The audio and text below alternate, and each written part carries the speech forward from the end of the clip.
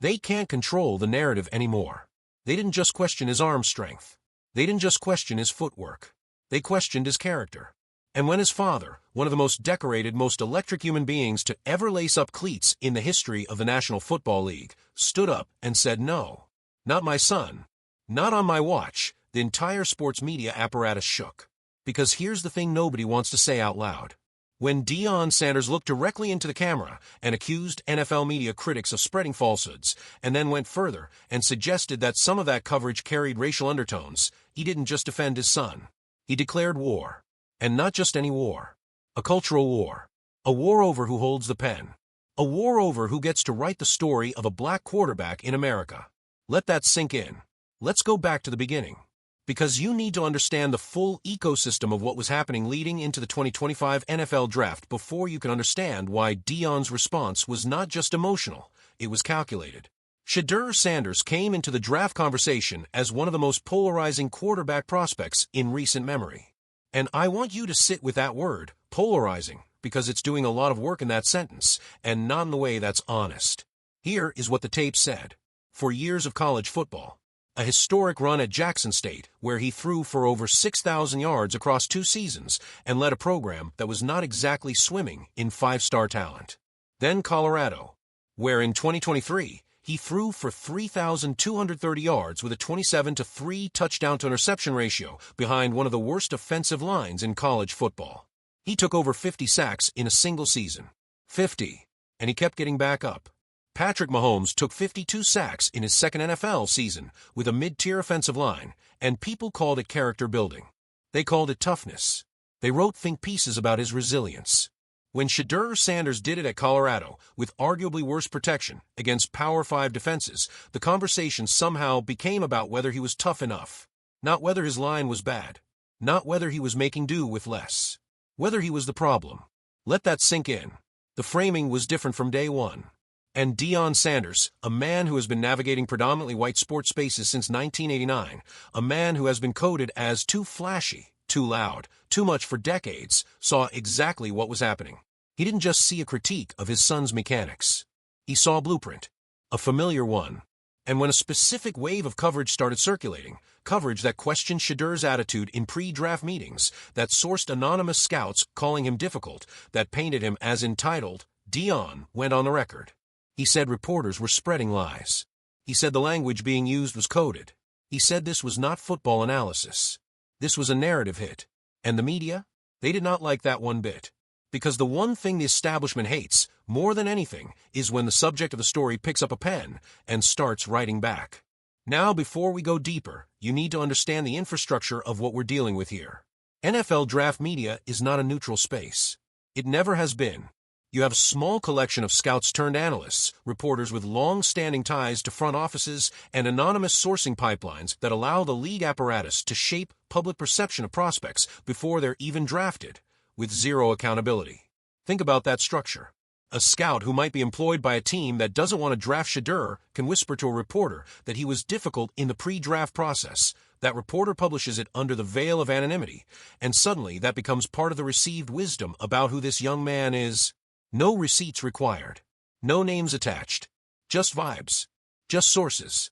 And those vibes follow a quarterback for years. That's not journalism. That's leverage. That's one power structure, using another power structure to control a young black man's economic future before he ever takes an NFL snap. And Deion Sanders, who built a Hall of Fame career partly by mastering the aura game, by understanding that perception is power, recognized the move immediately. That's not accidental. That's calculated. Here's where it gets interesting. Because Deion didn't just clap back emotionally. He did something smarter. He invited the receipts to speak. Let's talk about what people who actually know quarterback play were saying about Shedeur Sanders. Cam Newton, and you need to understand the weight of this particular voice, because Cam Newton is a black quarterback who endured his own version of this narrative machine, a man who was called everything from unprofessional to a system quarterback despite winning an MVP award. Cam Newton looked at Shedeur's tape and said the talent was undeniable. He talked about the footwork. He talked about the pocket presence. He said what he saw was a quarterback who understood the game at a level that most college players don't. That's not a hype man talking. That's a forensic analysis from someone who lived in that pocket. And then there's the broader community of NFL observers who pointed to specific throws, third and longs, back shoulder fades under pressure, pre-snap reads against complex coverages, and said this kid is processing at an elite level. Because the criticism of Shedeur was never really about the mechanics in isolation. When you look at the actual breakdown, the actual frame by frame, the arm talent is there. The anticipation throwing is there. The ability to go through progressions, to identify where the leverage is in a defense, to feel pressure without seeing it, that's there. So why the disconnect? Why was there such a gap between what the tape showed and what the anonymous sources were whispering? Here's the uncomfortable truth. The NFL draft process has historically had a complicated relationship with confidence in black quarterbacks. When a white quarterback walks into a pre-draft meeting and pushes back on a coaching staff's assessment, it's called competitive spirit. It's called leadership. It's called exactly what you want in a franchise quarterback. When a black quarterback does the same thing, the word difficult starts floating around. The word coachable becomes a question mark. The word arrogant gets dropped into the anonymous source ecosystem. And these are not new receipts. Cam Newton heard it. Lamar Jackson heard it. Kyler Murray heard it. The language changes, but the architecture of the critique stays exactly the same. And Deion Sanders, who heard versions of this language about himself in the early 90s, wasn't going to sit quietly while his son moved through that same machine. He called out by name. And whether the media wanted to engage with that accusation honestly, that's a different conversation. Most of them didn't. Most of them called it deflection. Most of them called it Deion playing the race card. Let that sink in. A man accurately describing a documented pattern in NFL evaluation of black quarterbacks is accused of playing a card. As if the pattern doesn't exist in the historical record. As if we don't have the receipts going back decades. Now let's go deeper. Because this isn't just about Shedeur Sanders. This is about narrative control in an industry worth billions of dollars, and about who has historically held the pen. The NFL media ecosystem is a fascinating and deeply complex machine. It's a structure where reporters, scouts, front office sources, and television personalities all exist in a symbiotic relationship. Information flows between them. Favors are exchanged. Access is currency. And here's what that means in practice. If you are an agent or a team executive who has a vested interest in where a specific prospect lands or doesn't land, you have significant ability to shape that prospect's narrative through the media pipeline. Now, I'm not saying that's what happened with Shedeur. I'm saying that's how the ecosystem works. And a family that has spent the last 4 years building their own media presence, their own platform, their own direct line to the audience, bypassing the traditional gatekeepers wherever possible, that family represents a threat to that ecosystem. The old model was simple. The media controlled the story. The players, and especially the players' families, were sources at best, objects of coverage at worst. You answered questions in press conferences. You smiled at media days. You thanked the coaching staff. You did not accuse journalists of bias. You did not go on Instagram Live and challenge the narrative in real time. You accepted the framing. Deion Sanders has never accepted the framing. Not in 1989, when he was called flashy and showboaty while revolutionizing the cornerback position. Not in the 90s, when he went from the Falcons to the 49ers to the Cowboys, and each move was accompanied by a media storm questioning his loyalty and character. Not now. And here's what I think the media fundamentally misread about this moment. They thought Deion's defense of Shedeur was a father being emotional. They framed it as prime time losing his composure, as a legend embarrassing himself on behalf of his kid. But that framing is wrong. Deion Sanders is not an emotional reactor. Deion Sanders is a strategist. Think about the timing of his responses. Think about the specificity. He didn't make vague accusations. He pointed to specific coverage patterns. He cited specific language. He was precise, deliberate, and he had the credibility, decades of navigating this exact industry, to make those accusations land. This was not a dad losing his temper. This was a Hall of Famer deploying institutional knowledge. And now, let's talk about the racial dimension honestly, because you cannot have this conversation without it. There is a documented history in NFL scouting of subjective evaluation criteria being applied more harshly to black quarterbacks than to white ones. This isn't a hot take. This is in the research.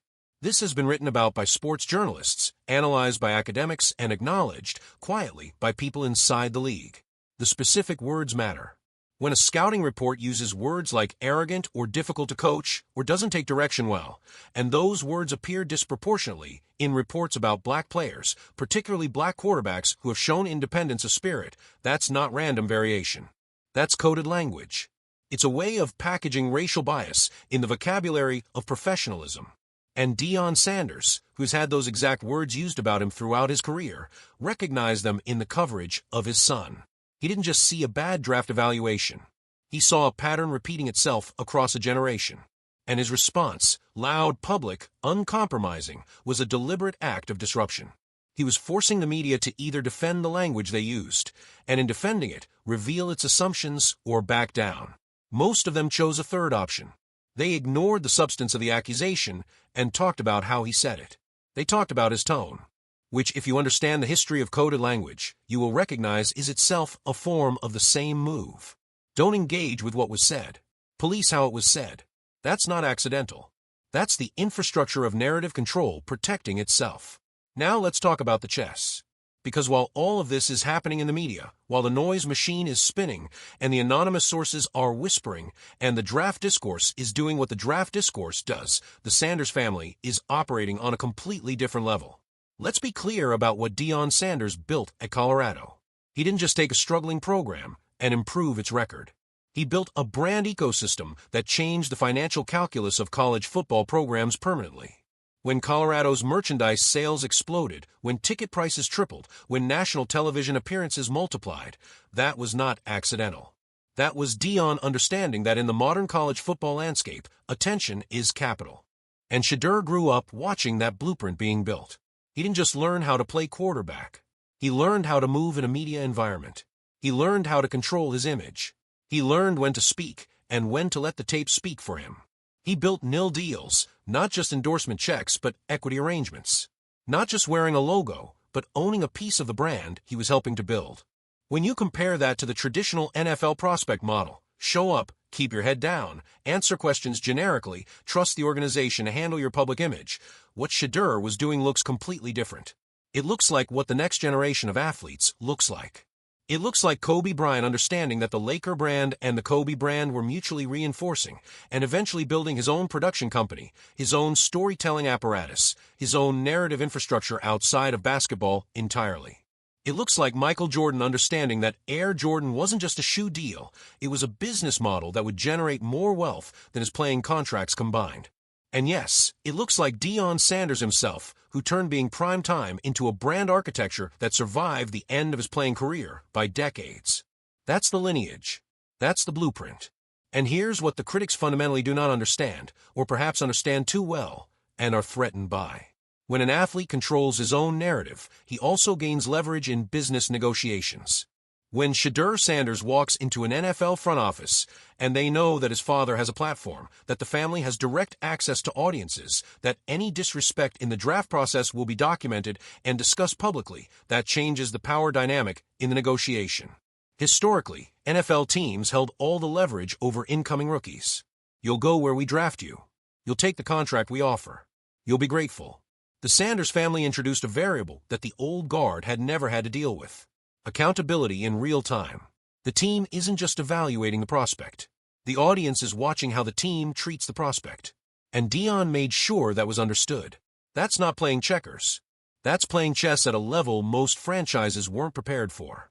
Now, let's talk about the future. Because history has a way of issuing receipts. What happens when Shedeur Sanders starts winning in the NFL? Think about this carefully, because the pattern is documented. When Lamar Jackson was coming out of Louisville, he was told to consider switching positions. The scouting reports questioned his decision-making. The anonymous sources suggested he wasn't a real quarterback. He won the MVP twice. When Patrick Mahomes was evaluated coming out of Texas Tech, there were questions about his system and whether his skills would translate. The word gimmick floated around in certain circles. He became arguably the best quarterback of his generation. Let that sink in. The same machine that is currently constructing a narrative about Shedeur Sanders has been wrong, demonstrably, receipts in hand wrong, about quarterbacks at this level before. And when the day comes, and I am talking about a specific concrete day, a day where Shedeur is dropping back in an NFL pocket and finding receivers against elite competition and winning football games, the critics will do what critics always do. They'll move the goalposts. They'll say they always thought he had the talent. They'll say the concerns were about situation and development, not about him personally. They'll quietly delete the most aggressive takes and replace them with nuanced revisionism. But here's the thing about the internet. The receipts don't disappear. Every anonymous source quote, every too difficult characterization, every attitude problem implication, every coded word deployed against this young man's character before he took a single NFL snap. That's all documented. And Deion Sanders knows that. He's been keeping the receipts because he knows what's coming. He knows that success doesn't just validate the player. It invalidates the machine. And that not the draft position, not the rookie contract, not the first training camp, that is what this war is really about. Because I want to end with the thing that is most uncomfortable for the establishment media to confront. Deion Sanders accused reporters of racial bias. Not in vague, general terms. Specifically, about his son. About the language used to describe his son's character in the pre-draft process. And the response from much of the media was to ignore the substance of that accusation entirely. They talked about whether Deion was helping or hurting his son. They debated whether speaking out was a good look. They analyzed the optics, not the argument, the optics. And that is a masterclass in how narrative control works. You don't refute the uncomfortable argument. You change the subject to the style of the person making it. You police the tone so you never have to engage with the truth. Deion Sanders knows this game. He's been watching it be played against people who look like him for his entire professional life. And what is different now, what is fundamentally, structurally different, is that he has a platform that does not require the media's permission to exist. He can speak directly to you, to the audience, to the people who understand the coded language because they've heard it used about themselves. He doesn't need a press credential to get his message out. He doesn't need an anchor to frame it fairly. He built his own infrastructure. And that, more than any stat line, more than any draft position, more than any anonymous scouting report, is why the establishment is uncomfortable. Because the old model required compliance, required silence, required athletes to absorb the narrative and smile and say, I just want to go out there and compete. The new model says, I see exactly what you're doing, I have a platform, and I will use it. That's not arrogance. That's power. And there is nothing more threatening to a system built on controlling the story than a subject who decides to become the author. Shedeur Sanders has not yet written the ending of this story. But here's what I know. The critics who tried to write it for him, before he ever took a real snap, before he ever led a 2-minute drill under an NFL spotlight, before he ever had the chance to prove who he actually is on that stage, those critics handed the Sanders family something valuable. Motivation. Documented, archived, time-stamped motivation. And if history has taught us anything about what men in that family do with that kind of fuel, you might want to stay tuned. So I need you to answer this in the comments right now. Do you think the NFL media is held accountable enough when their pre-draft narratives turn out to be wrong? And specifically, do you believe the language used to evaluate black quarterbacks is applied the same way it's applied to white quarterbacks? Drop your honest answer below. Because that conversation is one the mainstream won't have. But we will.